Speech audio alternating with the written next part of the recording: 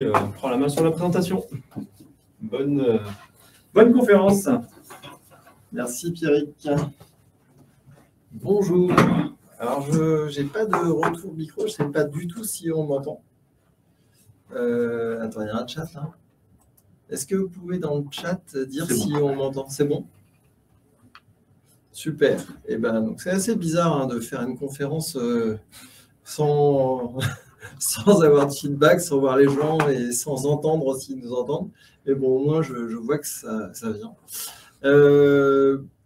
Donc déjà, un grand merci d'être là à vous tous. Je suis très, très honoré de votre présence et je vais essayer de ne pas vous décevoir en partageant ce retour d'expérience. D'abord, je vais remercier également les sponsors, sans qui cet événement, depuis plus de 10 ans, ne serait pas possible. Voilà, donc merci à eux de continuer année après année, contre vents et marées, à soutenir l'événement Agile Grenoble, animé par un sous-groupe de l'équipe du Club Agile. Club Agile qui, comme le disait Franck ce matin, organise un certain nombre de partages, de sessions en dehors d'Agile Grenoble. Donc n'hésitez pas à vous rapprocher du club en dehors de cet événement annuel. Ah, ça clique pas, je ne sais pas comment je clique, c'est cette souris. Je fasse flèche ou non, ça ne marche pas. Avec celle-ci. Ah, c'est celle-là, d'accord. J'ai plein de souris, c'est un tableau de chasse, d'avion de chasse et je ne sais plus laquelle c'est. Bien, donc je me présente, je suis Jean Dupuis. Donc je suis aujourd'hui coach agile et puis managing director de Zenica Grenoble. Zenica qui est une société d'expertise et de consulting en IT et en agilité. J'ai commencé ma carrière il y a pas mal d'années maintenant.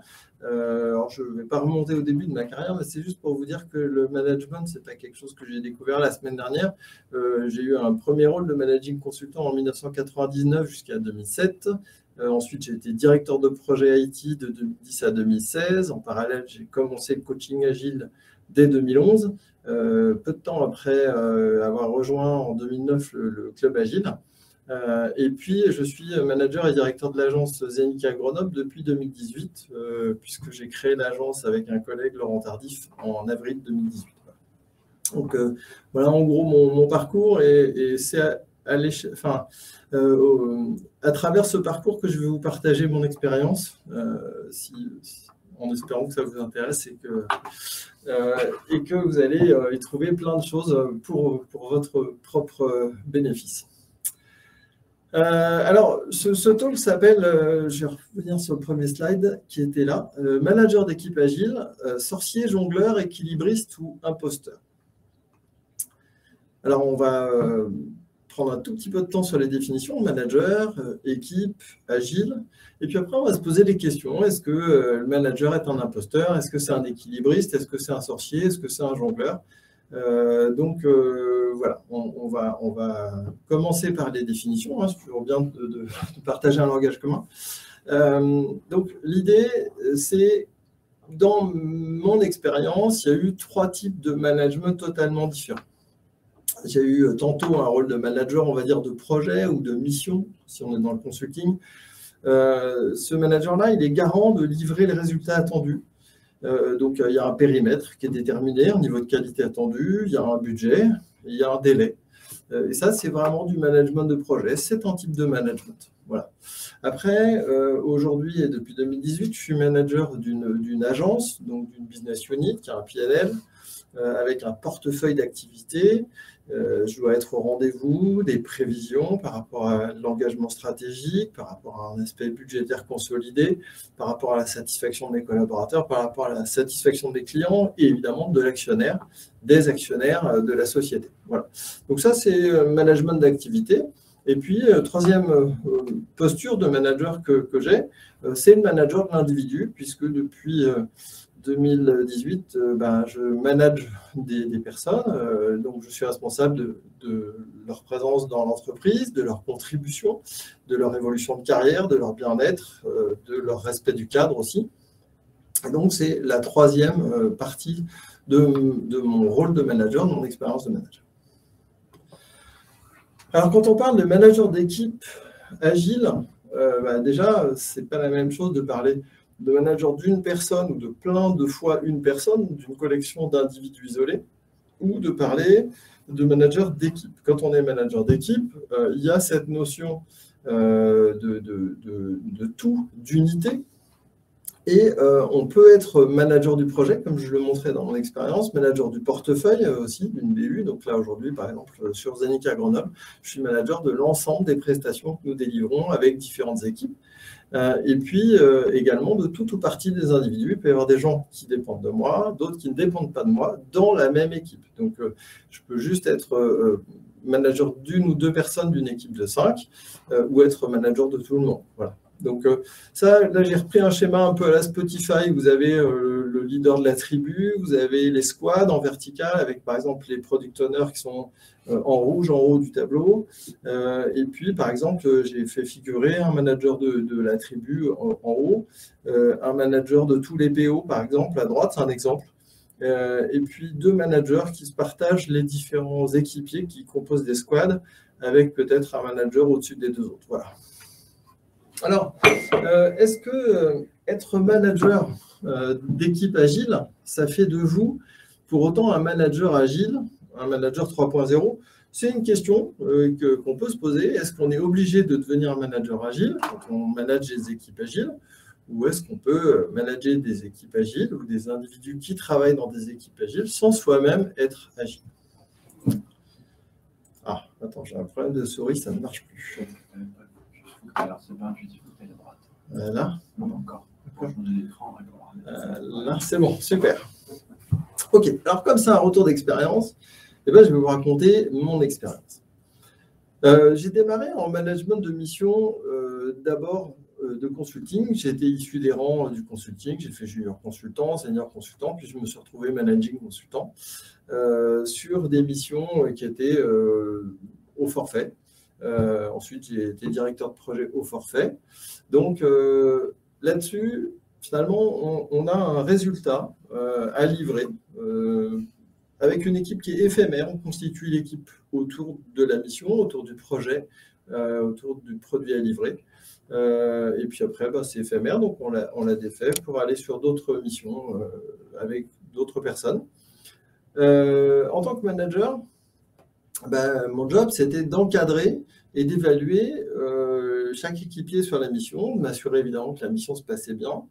Et j'ai envie de dire, dans le rôle de management de l'individu et pas uniquement du projet ou de la mission, j'avais cette fiche d'évaluation à faire une fois tous les 3 mois ou à la fin de la mission pour dire si ça s'était bien passé ou pas. Alors évidemment, au début de mission, on met toujours une fiche d'objectifs en disant tiens, toi dans la mission, voilà ce que j'attends de toi, voilà ce que nous attendons collectivement de toi. Et par rapport à la dernière mission sur laquelle tu as demandé à être un peu plus en lead ou à être un peu plus exposé ou sur lesquelles tu as eu des difficultés, on va essayer de travailler pour que ça se passe mieux, pour que tu prennes les responsabilités et on les évaluera à la fin. Donc ça, c'est l'aspect management. C'est un rôle qui reste un rôle directif, puisqu'il y a une responsabilité qui est portée par le manager du projet ou de la mission. C'est un rôle cadrant, c'est un rôle bienveillant, mais c'est un rôle de décision. Quelque part, ça reste un manager assez fort. Voilà. Donc de 99 à 2010, en gros, j'étais dans ce genre de rôle. Et j'ai sanctionné ça par la recherche d'une certification en management de projet forfait. Donc au PMI, j'ai eu la certification PMP, qui est un Graal dans le domaine. Et puis en parallèle, à peu près au moment où j'étais en train de préparer la certif, on m'a parlé de l'agilité que j'ai découvert en 2009. J'ai rejoint le club agile à ce moment-là. Et là, boum, ça m'a fait l'effet d'une bombe, vraiment. Parce que l'agilité, d'entrée de jeu, on me l'expose, je lis, ça me fascine, ça m'apparaît comme une évidence. Et puis ça me bouscule aussi, parce qu'on me dit, voilà, le product owner ou les utilisateurs parlent aux développeurs, donc toi, tu n'existes plus. Moi, j'avais fait de l'assistance maîtrise d'ouvrage, j'avais fait des choses comme ça. J'étais directeur de projet ou manager de mission. Paf, on me dit, l'équipe, elle est auto-organisée, donc on n'a pas besoin de quelqu'un pour l'organiser. C'est pas toi qui distribue le travail. Et puis, de toute façon, il n'y a pas de chef de projet dans l'agilité. Dans Scrum, on ne parle pas de chef de projet. Donc, tu disparais. Alors, donc je me pose vraiment des questions. Parce qu'à la fois, bah, ce truc est fantastique, le manifeste, c'est plein de bon sens. Il n'y a personne qui peut dire, mais non, c'est complètement débile, le manifeste, ce truc-là est une évidence. Scrum, bah, c'est quelque chose de simple, de logique. Il faut vraiment y aller fort pour dire que Scrum ne marche pas. Enfin, c'est indiscutable. Il y a toute une logique qui fait qu'on ne peut pas douter de ce truc-là et du fait que si c'est bien fait, ça marche. Et donc, j'ai l'impression à la fois de découvrir un monde dont j'ignorais l'existence, qui est quand même flippant, parce que je découvre ça à plus de 40 ans, et à la fois, bah, je suis perdu parce que je ne connais pas ce monde. Alors, je commence ma descente aux enfers parce qu'on doute, on a peur. Je rentre dans la vallée du désespoir. Je ne sais pas si c'est quelque chose qui vous parle.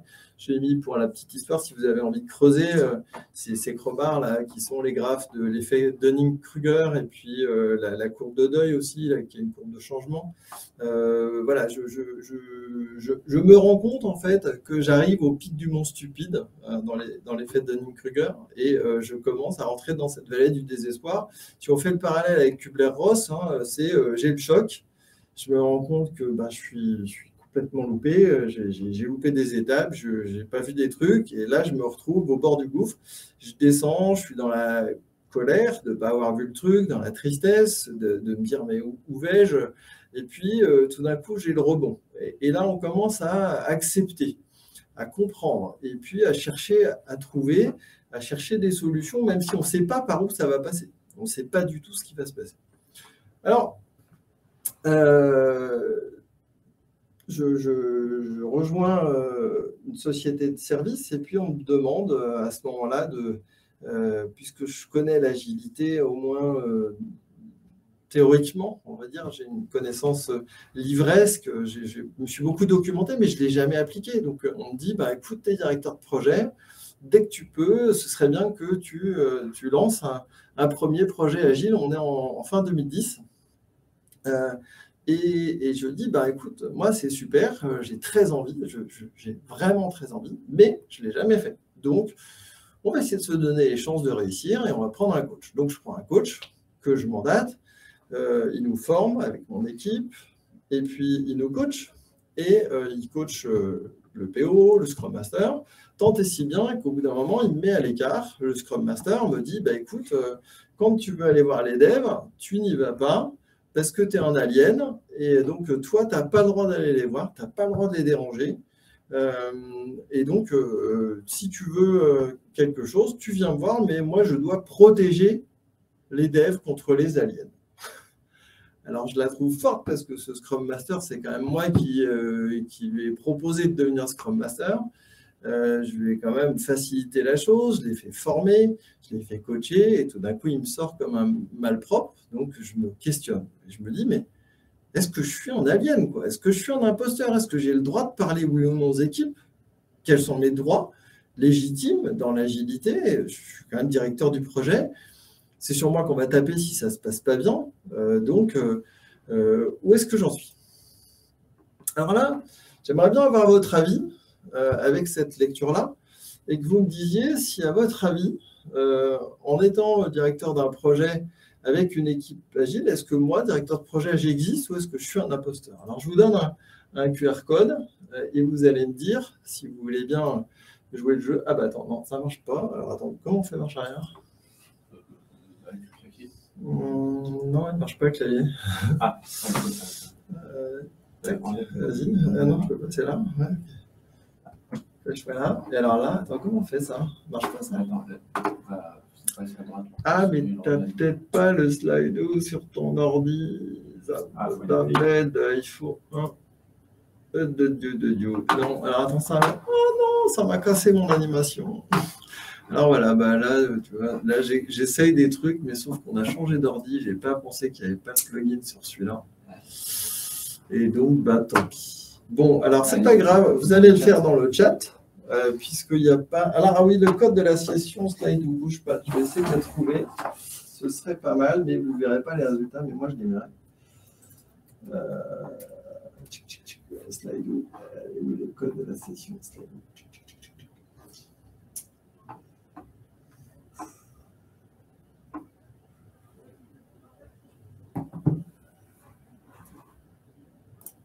mis URL. Ouais, j'ai mis URL. Ouais, mais comment je fais là? Alors, tu l'envoies par mail si tu veux, je la copie. L'URL, ouais, maintenant ça va être l'enfer si je fais ça.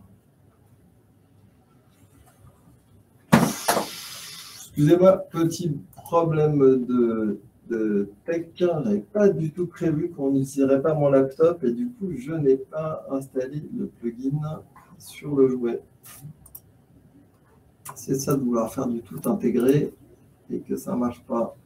On a mis Pierrick sur les. Ouais, vous voyez, tac, Slidoo. Tac, tiens, je t'envoie le lien, mais je ne sais pas si ça va. Tu l'envoies sur Melo? Ouais, sur Melo, ouais. Tu l'as marqué lien, tu vois. Plus bas. Ah, ouais, ça. C'était Là, la présentation. clique. C'est ça que tu veux dire? Ah oui, c'est ça, ouais. Alors, paf. Alors voilà, est-ce que vous arrivez à rentrer sur cette URL? Est-ce que ça marche? Bon, si ça ne marche pas, c'est pas grave, on va passer sans les interactions, c'est dommage, mais ça aurait été sympa. On va essayer de le lire pour installer le truc. J'ai l'impression. Add to Google Slide, tu peux? Ouais, je vais lancer. Ouais, installer. Tu peux l'installer? Oui, mais il faut rester sur ce PC. C'est pas le même PC. Sur celui-là? Ah ouais, attends. Sur le lien, là. Où ça? Là. To Google Slide.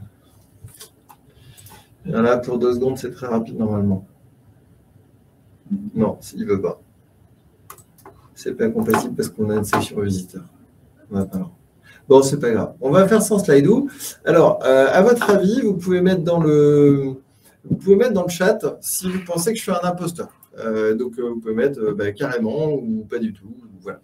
Je suis désolé, mais on n'a pas le plugin et tant pis pour vous.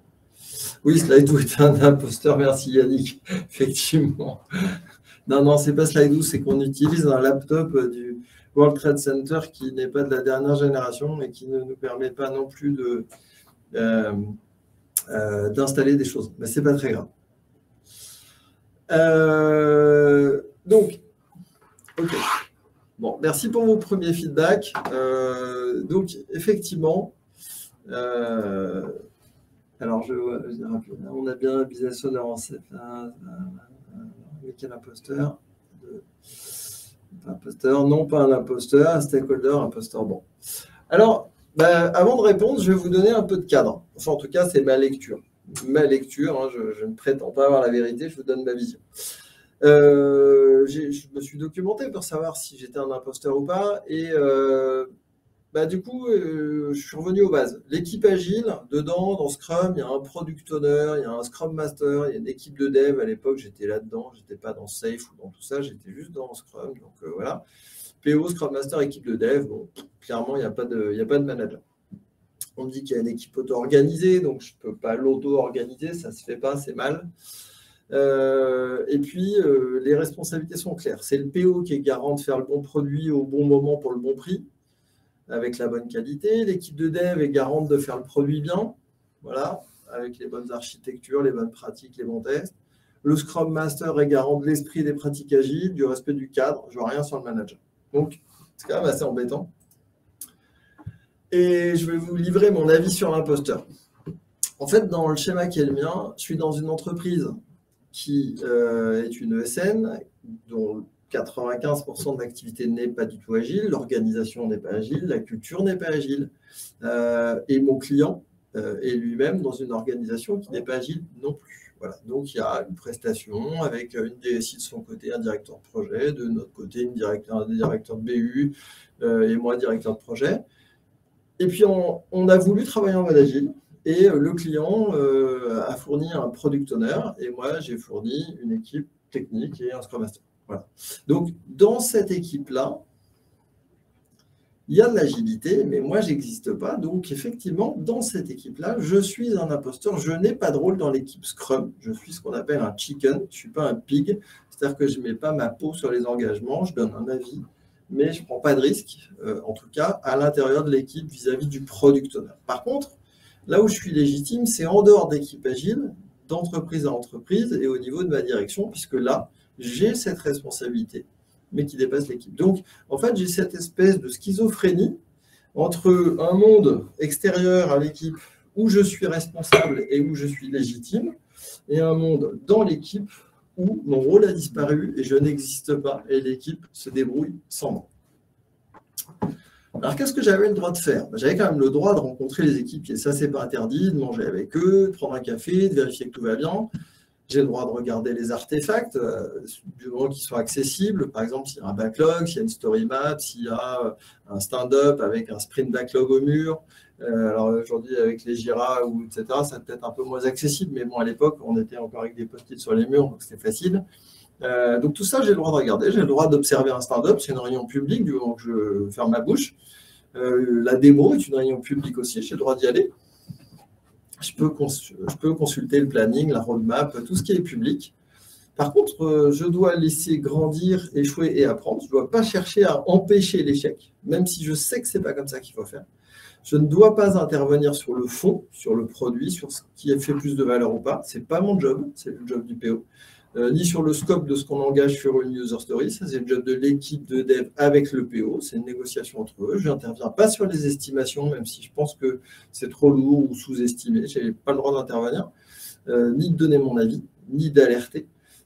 Et je ne dois pas perturber, c'est-à-dire, par exemple, venir, puisque je suis directeur de projet, dire, bah, tiens, j'aurais besoin de telle personne sur un autre projet et casser la dynamique d'équipe, même si c'est pour 3 jours, même si c'est pour 5 jours. Quand on est dans un sprint, on est dans un sprint et ça se respecte. Le directeur de projet n'a pas plus de droits qu'un autre. Alors, au début, bah, j'ai un peu l'impression d'être responsable, mais de ne pas avoir les leviers. C'est-à-dire qu'en fait, en gros, c'est de ma faute si ça se passe mal, vis-à-vis de l'extérieur. Le client sera content si ça se passe bien. Mais concrètement, pour moi, pour que ça se passe bien ou mal, j'ai l'impression d'être un peu nu parce que je ne peux pas intervenir sur les choses sur lesquelles traditionnellement j'avais la main.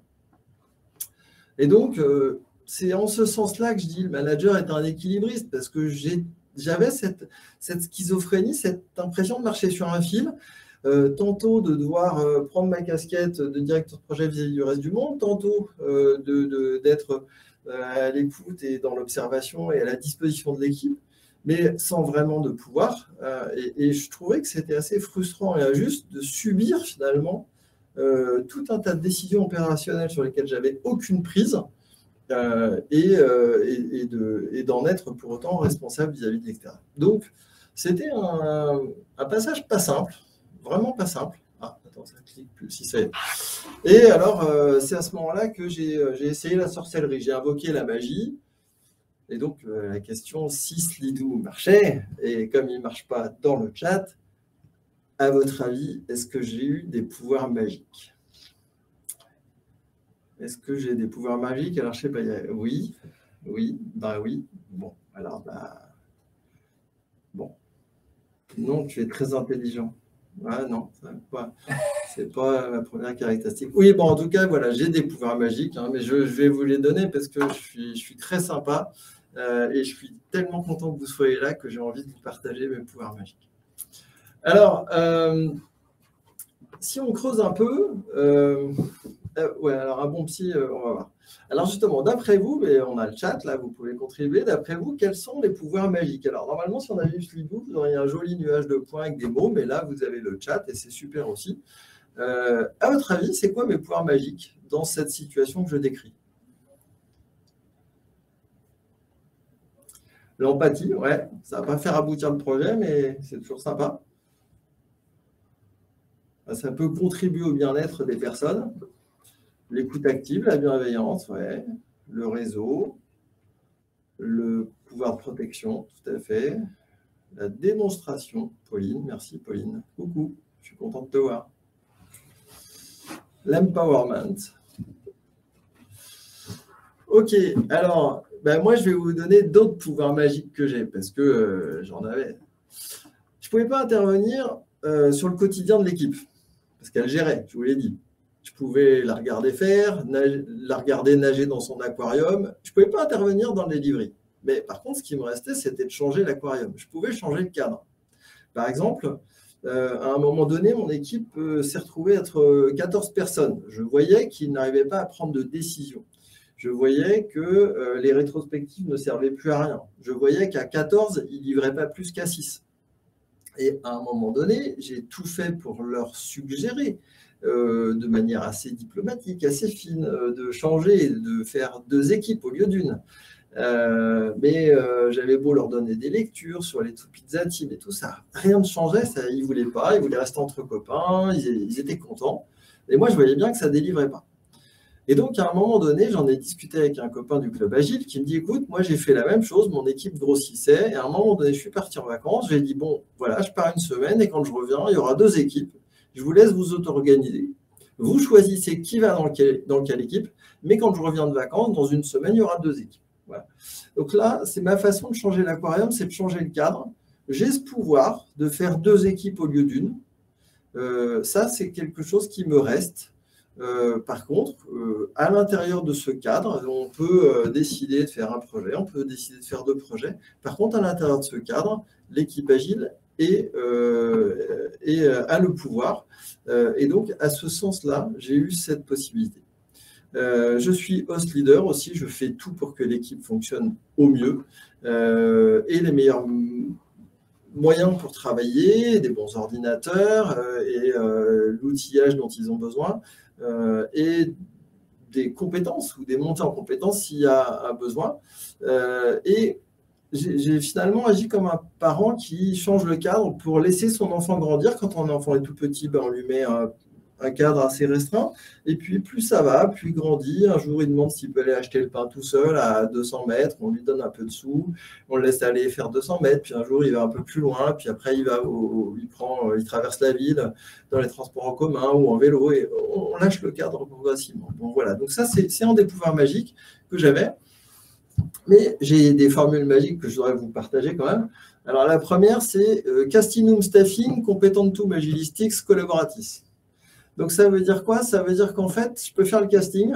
Je suis directeur de projet, je peux faire le casting. Donc, je peux recruter. Je peux dire, voilà, je pense qu'il faudrait telle compétence, voire telle personne, telle personnalité. Ensuite, travailler avec ceux qui sont déjà dans l'équipe pour travailler sur des personnalités compatibles et complémentaires. Donc, vraiment sur l'aspect staffer l'équipe ou déstaffer s'il y a des gens qui sont toxiques ou qui ne s'entendent pas entre eux. Il y a un moment donné où il faut être capable, ou des gens qui sont démobilisés et qui ne veulent pas, quoi qu'il arrive, travailler. Ça m'est arrivé une fois d'avoir une équipe qui protégeait quelqu'un et qui en fait avait décidé de ne plus travailler. Et quand je l'ai découvert, il y a un moment donné où j'étais obligé d'intervenir. Je suis allé voir la personne, il m'a dit non, j'ai plus envie. Bon, écoute, pas de souci, mais tu vas sortir du périmètre parce que là, c'est les autres qui trinquent. Et donc, voilà. Donc ça, c'est le casting, c'est vraiment une compétence qui reste au manager. Par rapport aux compétences, là, c'est vraiment quelque chose d'important. Hein, c'est de s'assurer que l'équipe a les compétences. Parce qu'à partir du moment où on lui fait confiance, il faut quand même qu'elle ait les moyens de cette confiance. Donc, voilà. Donc, des compétences par rapport à l'agilité, notamment. Et qu'elle soit dans la collaboration. Voilà. Donc ça, c'est la première formule magique, c'est vraiment de travailler sur cette mayonnaise et sur le casting. La deuxième formule magique, c'est Formatis et Coachis Accompagnatum. Donc celle-là, ça consiste à dire, je prends ma baguette magique et si les gens sont compétents et compatibles, c'est super, mais s'il leur manque des compétences aussi pour m'assurer que l'agilité qu'ils vont mettre en place va être possible et va être un succès, il faut que je m'assure qu'ils ont bien compris l'agilité, qu'ils ont les finesses, qu'ils ont compris le sens. Pareil sur les pratiques de delivery, sur le DevOps, sur le craft, sur le test, m'assurer que les collaborateurs ou les collaboratrices ont toutes les compétences requises et le niveau de conscience nécessaire pour s'améliorer en continu et solliciter l'aide de gens qui savent de l'extérieur, leur apporter des nouvelles ressources, des nouvelles façons de voir le monde et de procéder. Voilà. Donc, à partir du moment où on a les bonnes personnes, les bons accompagnements, les bonnes formations, et que ces personnes ont la volonté de grandir dans leur pratique et sont dans cette logique d'amélioration continue, j'ai envie de dire, on peut dormir sur ses 2 oreilles. Voilà. Donc ça, c'est vraiment des formules magiques qui marchent très, très bien. Alors évidemment, au bout d'un moment, ça marche. Et on n'a pas envie de devenir qu'un servant leader. Enfin, moi, en tout cas, je n'avais pas envie de devenir qu'un servant leader qui s'assure qu'il y a du café, que tout le monde est au chaud, qu'ils sont contents, et puis c'est tout. Je veux dire, moi, venir faire le tour des bureaux en disant ça va, oui, ça va. Bon, c'est bien, ça va 5 minutes, mais ce n'est pas mon truc. Alors, je vous ai mis une petite courbe ici qui est la courbe de l'innovation, que vous connaissez évidemment, ce n'est pas de moi, sur les enthousiastes ou ce qu'on appelle aussi les innovateurs. Après, il y a les visionnaires, les early adopters. Après, les pragmatistes, c'est les early majority. Les conservatifs, c'est la late majority. Puis après, les sceptiques ou les laggards aussi, on dit. Voilà. Donc ça, en fait, c'est pour dire, dans une population, statistiquement, les gens se répartissent de cette manière-là par rapport à une nouveauté, un changement. Et moi, dans mon rôle de manager, j'ai une façon d'être manager qui est la bienveillance. Hein. J'essaye d'être au plus possible bienveillant avec les gens dont je suis le manager. Et je m'impose de vérifier que les gens adhèrent, ont envie, ou en tout cas ne sont pas sur les freins, ne sont pas dans la crainte, et qui sont compatibles avec l'agilité. Sur ce point, je privilégie toujours le volontariat pour garantir que les gens sont engagés et qu'ils ne vont pas à reculons sur une transformation. Donc ça, c'est aussi un pouvoir de manager que j'ai, qui est dans ce rôle de manager et de servant leader, de m'assurer que les conditions sont réunies et je ne vais pas pousser les curseurs en poussant tout le monde à la fois dans la transformation, dans l'agilité. S'il y en a qui ne veulent pas y aller, on trouvera d'autres endroits où l'agilité n'est pas encore à l'œuvre et où ils auront le temps de regarder les autres passer devant. Sachant qu'à un moment donné, ils basculeront très probablement.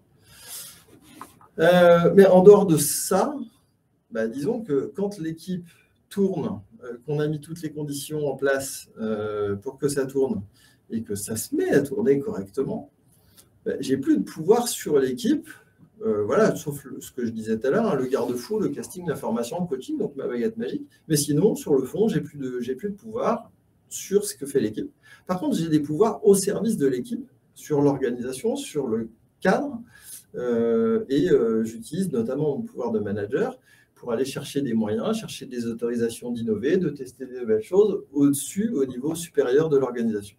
Donc, en ce sens, je suis un servant leader, ou un host leader, et je viens compléter le travail du Scrum Master qui, lui, veille à l'application de Scrum et de l'agilité, essentiellement sur le périmètre de l'équipe, et moi, je vais aller chercher ça un petit peu en dehors, au niveau de l'entreprise. Voilà. Donc, je veille au cadre dans lequel, comme un bon hôte, je veille au cadre dans lequel l'équipe évolue. Alors, il y a quand même un truc qui est un peu choquant dans un premier temps sur une transformation quand on ne s'y attend pas, c'est qu'avant, on disait, voilà, ça c'est mon équipe, ils sont dans mon équipe, un peu comme s'ils travaillaient pour moi, et en fait, maintenant, c'est moi qui suis à leur service, je deviens l'homme à tout faire, je m'occupe de tout, je vérifie qu'ils ont tout ce qu'il faut, et voilà, je suis à leur service. Maintenant, ça ne m'occupe pas à plein temps. Clairement, ça ne m'occupe pas à plein temps. Alors, du coup, je gamberge. J'en profite pour faire un petit point de carrière, une petite introspection pour me dire, mais finalement, je ne vais pas passer ma journée à me dire que tout va bien. Il faut aussi que je fasse des trucs. Et donc, dans cette introspection, les questions que je me pose, qui suis-je? Quelles sont mes appétences? D'où est-ce que je viens? C'est quoi mes valeurs? Pourquoi j'ai accepté de devenir manager? Est-ce que c'est parce qu'à un moment donné, selon le fameux principe de Peter, j'étais bon à un étage et on m'a tiré vers l'étage du dessus? Est-ce que c'était par orgueil, parce que c'était classe d'avoir une reconnaissance de manager, ou pour les finances, ou pour... Voilà. Donc, c'est vraiment des questions qui se posent. Ou est-ce que j'ai une vraie passion pour le management? Je veux dire, il y a peut-être des gens qui ont cette vraie passion et c'est fantastique. Quelles étaient ou sont mes activités en tant que manager? Qu'est-ce que je fais dans ma journée? Finalement, est-ce que ce que je fais, c'est des choses que j'aime ou que j'aime pas? Est-ce que c'est des choses dans lesquelles je suis bon ou des choses dans lesquelles je suis pas très bon et où je suis en souffrance? Est-ce que c'est des choses qui représentent une grosse partie de mon temps ou pas une grosse partie de mon temps finalement? Et finalement, est-ce que cette agilité, c'est pas l'occasion de revisiter mon rôle et de me dire, oui, ok, avant tu faisais ça, c'était pas forcément ce que tu aimais. ce n'est pas forcément là où tu as une valeur ajoutée, que ce soit pour tel collègue que tu manages, pour telle équipe dont tu es le manager, ou même pour l'entreprise. C'est peut-être pas là-dessus que tu es le meilleur. Et est-ce que finalement, j'utilise bien tous mes talents et tout ce que je sais faire? Et est-ce que c'est bien là où je devrais être? Qu'est-ce qui me ferait vraiment rêver si j'avais la possibilité de retailler mon job, puisque finalement, on m'a enlevé un certain nombre de prérogatives et donc j'ai du temps. Voilà, donc finalement, l'agilité pour moi était une formidable opportunité de me recentrer sur ce qui me plaisait. Et je pense que ça peut être intéressant pour certains d'entre vous, si vous êtes dans ces postures managériales qui se transforment, d'en profiter pour regarder tout ça. Voilà, attends, j'ai pas cliqué voilà, dans le bon sens. Alors, du coup, vers où on peut aller quand on est manager? Ça dépend de chacun ou de chacune. Voilà. Donc, on peut rester manager d'un ou de plusieurs collaborateurs ou collaboratrices. Donc, c'est un manager de l'individu, un rôle légal. Il y a un certain nombre de cérémoniaux traditionnels à faire. Il y a de l'accompagnement individuel sur la carrière. Il y a l'entretien annuel. Il y a le rôle de manager par rapport au reste de l'entreprise, garant des process. Il y a un certain nombre de choses dans le management classique, on va dire. Donc, je peux choisir d'appuyer là-dessus et d'être manager de plus de personnes, mais dans une relation individuelle. Tac, 10 minutes, oui, monsieur, presque fini. Je peux choisir d'appuyer plus sur le rôle host leader pour mettre en place les meilleures conditions de travail de l'équipe. Je peux travailler sur plus ma posture de leader, de leadership, retourner à ma discipline d'excellence, pousser ma pratique dans l'exigence, rester exemplaire sur un domaine pointu, donner aux autres l'envie de me suivre, pas leur dire suis-moi, mais qu'ils me suivent naturellement. L'expertise, donc là c'est encore une discipline supérieure. Le leadership sur ma discipline, c'est déjà de le faire au mieux, mais je ne suis pas forcément le meilleur en France ou en Europe. Enfin, voilà, l'expertise, on monte à des niveaux très hauts, donc ça veut dire qu'il y a beaucoup d'entraînement, beaucoup de veille, beaucoup de formation pour grandir et être vraiment très très fort. Et puis après, il y a l'aspect coach, où là, c'est aider à faire grandir les autres dans leur pratique et dans leur autonomie. Alors moi, mon choix, je jongle un peu entre tout ça, mais clairement, mes forces et ce qui me ressource, c'est lead. J'adore aller au front, j'adore être sur les missions, être en première ligne.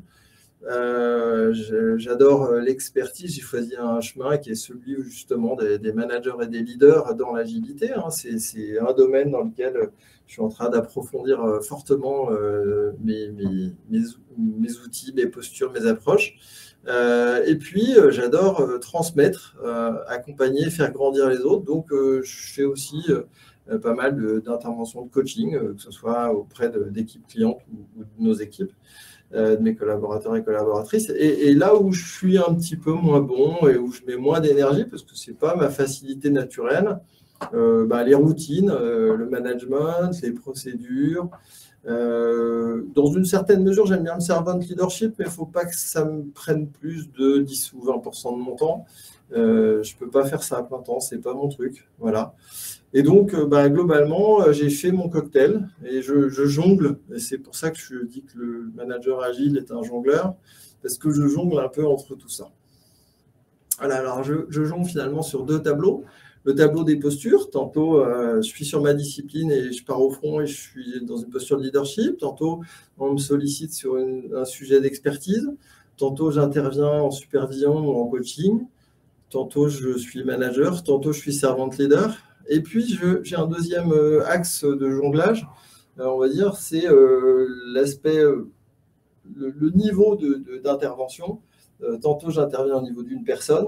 Tantôt, j'interviens au niveau d'une équipe ou de l'agence de Grenoble ou même du groupe Zenica en l'occurrence, puisque je travaille chez Zenica aujourd'hui. Voilà. Alors, est-ce que je suis un manager agile? C'est une des dernières questions que je vais poser. Et si je regarde bien, la question, c'est finalement, est-ce que quand je regarde le manifeste agile, je l'incarne et est-ce que je cherche l'exemplarité? Voilà. Moi, effectivement, c'est une de mes quêtes dans les différentes postures, lead, coach, manager, servant leader. j'aime bien expérimenter, tester. D'ailleurs, là, vous voyez, j'ai testé aujourd'hui Slido. Bon, je me suis planté, c'est pas grave. On va survivre. La prochaine fois, je saurai qu'il faut que je vérifie le plugin sur le laptop qui diffuse. Voilà, donc on apprend. Je confirme, j'affirme mes hypothèses. Ça marche pas, c'est chouette, c'est une bonne idée, c'est une piste. Je sors de mon bureau, je fais des expérimentations. Là, j'ai eu des nouvelles idées. Hier, j'ai commencé à tester des trucs auprès d'un client. C'est super, ça a l'air de prendre. Je vais tester auprès d'autres clients. Je vais voir si ça marche. Donc, j'itère. Je fais de l'amélioration continue. Je prends du feedback, c'est super important. Je sais que je ne réussis pas tout et rarement du premier coup. Et ce n'est pas grave. Au contraire, c'est comme ça qu'on apprend. Et donc, j'essaye, comme n'importe quel agiliste, de m'entraîner, de me former. Et puis, je sais que je vais me planter, mais ce n'est pas grave. Parce qu'il faut se planter beaucoup avant de réussir. Voilà, donc finalement, en synthèse, puisque c'est bientôt l'heure d'aller boire une bière, je peux vous dire que moi, je suis à la fois, en tant que manager, je suis jongleur, équilibriste, sorcier. Je crois que j'ai trouvé comment pas me sentir ou pas être vu comme un imposteur par les équipes. J'ai l'impression d'avoir trouvé ma légitimité. En tout cas, moi, je suis assez à l'aise avec ça, vis-à-vis de mes équipes, des collaborateurs que j'ai, vis-à-vis du management de l'entreprise. J'ai revisité mes envies, mes forces, j'ai trouvé ma voie et je pense que c'est une quête qui était vraiment intéressante et je vous souhaite de faire le même chemin. Voilà. J'en ai terminé. Je ne sais pas s'il y a des questions. Vous pouvez aussi utiliser la feedback door ici. Vous pouvez poser des questions dans le chat. Vous pouvez faire un rôti avec le rôti express. Et je vous remercie. Vous pouvez aussi lever la main pour prendre la parole. Ce sera plus interactif que le chat. Alors, où est-ce que c'est? C'est C'est toi qui gères? Oh, super.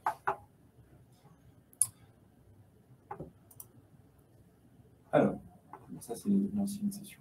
Bon, ça, c'est pas pour nous.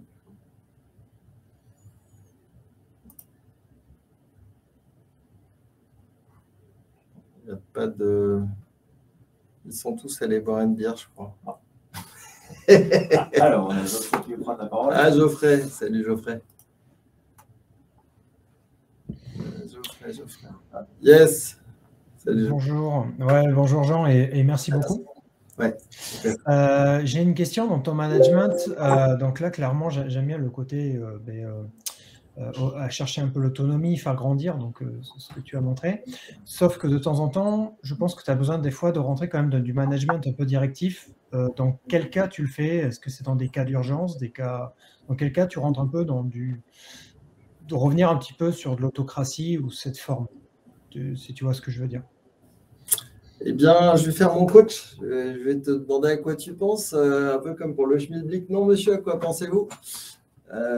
Parce que j'avoue que j'ai pas forcément de cas où je me sens obligé d'intervenir de manière très directive. Pour l'instant, je n'en ai pas eu. Alors après, je ne sais pas s'il y a des cas auxquels tu penses. Je te dirai si oui ou non je le gérerai comme ça. Moi, je pense dans des cas d'urgence ou peut-être dans des cas de conflit où des fois, tu n'as pas le choix, où tu arrives toujours à trouver quand même, grâce à ta posture d'équilibriste, quelque chose qui permet d'éviter de rentrer dans du directif. Voilà, j'ai envie de dire, pour moi, quand il y a un conflit, en général, c'est qu'il y a un problème de communication ou ça peut arriver qu'il y a un problème de people et voilà, des valeurs qui sont totalement antagonistes ou en tout cas très difficilement compatibles. Je ne sais pas si, bon, tu connais, Geoffrey, les disques, enfin, tu sais, les profils disques là avec les différentes couleurs, les rouges, les jaunes, les bleus, les verts. Bon, il y a des choses qui ne sont pas forcément super compatibles. Après, on arrive à vivre avec, mais ce n'est pas idéal. Moi, je sais que je suis très rouge et que j'ai eu un chef qui était très bleu et c'était compliqué pour moi. C'était très compliqué. Voilà, donc dans certains cas, c'est ton chef et puis soit tu démissionnes, soit tu restes et puis tu fais avec, soit c'est pas ton chef et c'est un collaborateur ou un client. Et à chaque fois, la question c'est finalement est-ce que tu peux vivre avec, est-ce que tu as envie de vivre avec, est-ce que tu as le choix et comment tu gères.